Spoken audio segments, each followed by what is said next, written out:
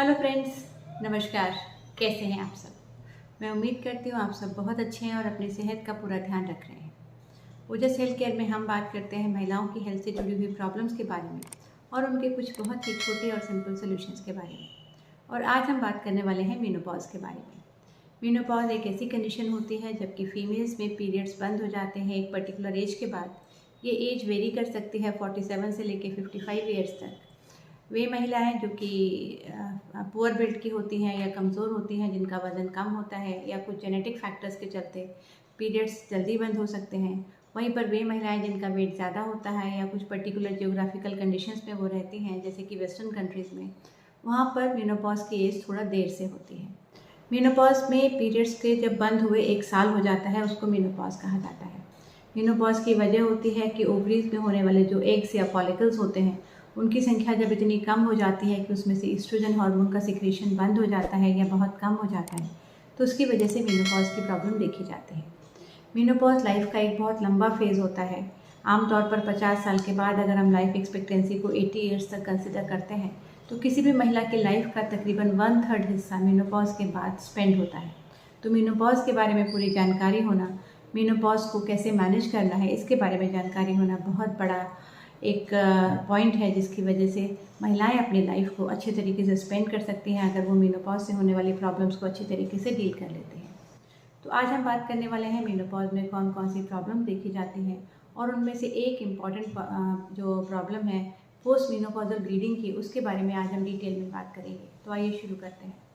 Menopause, जैसे कि मैंने बताया, एक ऐसी कंडीशन होती है जबकि ओवरीज में से एक का रिजर्व है वो ख़त्म हो जाता है या बिल्कुल ना के बराबर रह जाता है, और ओवरीज में से निकलने वाले हार्मोन ईस्ट्रोजन और प्रोजेस्टेरोन की कमी होने लगती है। ईस्ट्रोजन की कमी की वजह से महिला के पूरी शरीर पर इसका असर पड़ता है।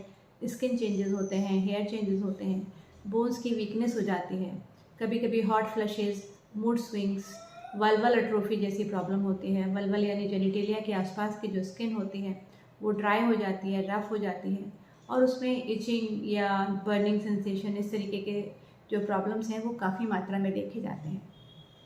महिलाओं में मेनोपॉज की जो प्रॉब्लम होती है उसके साथ हॉट फ्लशेज और मूड स्विंग्स की प्रॉब्लम कई बार बहुत डिस्टर्बिंग हो सकती है। वहीं मेनोपॉज के आसपास ही महिलाओं की जो डेली लाइफ होती है या जो सोशल लाइफ होती है, जो फैमिली लाइफ होती है, उसमें भी कुछ मेजर चेंजेस उसी दौरान आते हैं। वे महिलाएं जिनके बच्चे हैं या किड्स हैं, उनकी जो एज होती है वो टीन एज या उसके आसपास होती है, तो उस टाइम जो किड्स की डिमांड्स होती हैं वो भी काफ़ी ज़्यादा हो जाती हैं। तो ऐसे में डबल प्रेशर किसी भी महिला के ऊपर हो सकता है। उसकी अपनी पर्सनल हेल्थ थोड़ी सी डिस्टर्ब रहती है, और वहीं पर जो फैमिली की डिमांड्स होती हैं वो कभी कभी बढ़ सकती हैं, जिसकी वजह से महिलाओं को मूड डिस्टर्बेंसेस जैसी प्रॉब्लम रह सकती हैं। पर आज हम विशेषकर बात करेंगे पोस्ट मेनोपॉजल ब्लीडिंग के बारे में। पोस्ट मेनोपॉजल ब्लीडिंग यानी किसी भी महिला को अगर पीरियड्स बंद हुए 1 साल हो चुका है और उसके बाद उसे दोबारा से वजाइनल ब्लीडिंग शुरू हो रही है। दोबारा से वजाइनल ब्लीडिंग शुरू होने के कई कारण हो सकते हैं, और तकरीबन 10% केसेस में ये कारण गंभीर हो सकते हैं और गर्भाशय के मुंह या सर्वाइकल कैंसर या एंडोमेट्रियल कैंसर या रेयर केसेस में ओवेरियन या फैलोपियन ट्यूब के कैंसर्स की वजह से हो सकते हैं।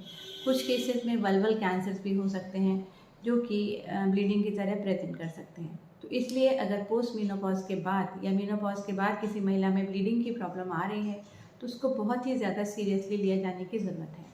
ब्लीडिंग की प्रॉब्लम ज़्यादातर केसेस में बिनाइन कारणों से होती है, यानी कि कोई ज़्यादा सीरियस प्रॉब्लम नहीं होती है, और इसमें एक इम्पॉर्टेंट वजह होती है वल्वल या वजाइनल एट्रोफी, यानी वजाइना की जो म्यूकोसा नॉर्मली हार्मोन्स के इफेक्ट की वजह से सॉफ्ट रहती है, उसकी वस्कुलैरिटी अच्छी रहती है, यानी उसका ब्लड फ्लो अच्छा रहता है, तो वो म्यूकोसा हेल्दी रहती है। लेकिन जब हार्मोन्स की कमी हो जाती है, ईस्ट्रोजन लेवल्स कम हो जाते हैं, तो वजाइनल म्यूकोसा का जो रिजुविनेशन का प्रोसेस होता है या रीजनरेशन का प्रोसेस होता है वो स्लो हो जाता है या ख़त्म हो जाता है। तो ऐसे केसेस में वजाइनल म्यूकोसा ड्राई हो जाती है। कभी कभी ऊपर की झिल्ली डेड होने की वजह से या ट्रोफिक होने की वजह से वहाँ से ब्लीडिंग या डिस्चार्ज की प्रॉब्लम हो सकती है। कई बार इनके साथ इचिंग की समस्या होती है। इचिंग या बर्निंग सेंसेशन भी वल्वा या वजाइना में इन दिनों कॉमन होते हैं। लेकिन अगर ब्लीडिंग की मात्रा ज़्यादा है, यानी कि किसी भी महिला को पैड को इस्तेमाल करने की ज़रूरत पड़ रही है, ब्लड फ्लो कुछ ml से ज़्यादा है या कंटिन्यूस है या बार बार रुक रुक के आ रहा है, तो ये एक बहुत बड़ा इंडिकेशन हो सकता है किसी भी तरीके के कैंसर का। इस एज में जो मेनली कैंसर देखे जाते हैं वो एंडोमेट्रियल कार्सिनोमास होते हैं, पर रूरल पॉपुलेशन में या थोड़ा सा सोशली जो बैकवर्ड क्लासेस होती हैं उनमें एंडोमेट्रियल कार्सिनोमा की जगह सर्वाइकल कार्सिनोमा भी देखे जाते हैं। सर्वाइकल कार्सिनोमा यानी गर्भाशय के मुंह का जो कैंसर होता है उसको सर्वाइकल कार्सिनोमा कहा जाता है। और एंडोमेट्रियल कार्सिनोमा गर्भाशय की जो अंदरूनी झिल्ली होती है, अगर उसकी ग्रोथ ज़्यादा हो रही है या उसमें कैंसर डेवलप होता है तो उसे एंडोमेट्रियल कार्सिनोमा कहा जाता है। रेयर केसेस में फैलोपियन ट्यूब के कार्सिनोमाज या ओवरीज के कार्सिनोमाज भी ब्लीडिंग की तरह प्रेजेंट कर सकते हैं। तो अगर ऐसे केसेस में ब्लीडिंग की प्रॉब्लम आ रही है तो ज़रूर तुरंत अपने डॉक्टर को कंसल्टेशन के लिए जाइए। एक सिंपल एग्जामिनेशन पर स्पेकुलम एग्जामिनेशन जो कहा जाता है वो ज़्यादातर केसेस में सर्वाइकल कैंसर को रूल आउट करने के लिए काफ़ी होता है। लेकिन अगर डाउट है, कोई संशय आ रहा है, तो ऐसे केसेस में सर्वाइकल बायोप्सी या पैप स्मीयर की ज़रूरत पड़ती है। अगर सर्विक्स हेल्दी है जो कि एग्जामिनेशन से क्लियर हो गया है तो उसके बाद एक ट्रांसवेजाइनल अल्ट्रासाउंड एक बहुत अच्छा टूल है जिसके द्वारा यूट्रस की पूरी एनाटॉमी को बहुत अच्छे से देखा जा सकता है। ज़्यादातर केसेस में यानी 99% केसेस में एंडोमेट्रियल कार्सिनोमास का जो सस्पिशन है वो ट्रांसवेजाइनल अल्ट्रासाउंड द्वारा हो जाता है। लेकिन अगर कोई डाउट है तो ऐसे केसेस में MRI भी किया जा सकता है। अगर अल्ट्रासाउंड में एंडोमेट्रियल थिकनेस ज़्यादा है, 17 mm से ज़्यादा दिखाई दे रही है एंडोमेट्रियल थिकनेस, तो ऐसे केसेस में एंडोमेट्रियल बायोप्सी की ज़रूरत पड़ती है। एंडोमेट्रियल बायोप्सी नॉर्मल DNC के तरीके से किया जा सकता है या ज़्यादा प्रिसीजन लाने के लिए इसको हिस्टेरोस्कोपिक बायोप्सी की तरह किया जा सकता है। तो हिस्टेरोस्कोपी में एक दूरबीन जैसा इंस्ट्रूमेंट होता है जो कि यूट्रस के अंदर डाला जाता है और यूट्रस के अंदर की एनाटॉमी को बहुत अच्छे से एक स्क्रीन पर देखा जाता है। और वहाँ पर अगर कोई सस्पिशियस एरिया दिख रहा है, कोई गांठ दिख रहा है, कोई पॉलिप दिख रहा है, तो वहाँ से डायरेक्टली अंडर विजन बायोप्सी ली जा सकती है और उस बायोप्सी की स्टडी द्वारा एंडोमेट्रियल कार्सिनोमा को कंफर्म किया जा सकता है। किसी भी डाउट वाली स्टेज में MRI बहुत फ़ायदेमंद हो सकता है। तो अगर आपको मेनोपॉज होने के बाद ब्लीडिंग की प्रॉब्लम आ रही है तो ज़रूर अपने डॉक्टर के पास एक कंसल्टेशन के लिए जाइए।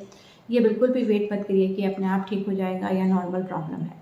इस सब से बचने का एक बहुत अच्छा तरीका है कि 35 या 40 ईयर्स के बाद आप रेगुलरली साल या 2 साल में एक बार अपने गायनेकोलॉजिस्ट को कंसल्ट करें, अपने रूटीन इन्वेस्टिगेशन कराएं, पैप स्मीयर कराएं, एक अल्ट्रासाउंड कराएं और अगर ज़रूरत पड़े तो जो भी स्पेसिफाइड टेस्ट आपके डॉक्टर आपको प्रिस्क्राइब कर रहे हैं वो ज़रूर से कराइए। जागरूक रहिए, एक्टिव रहिए, स्वस्थ रहिए। धन्यवाद।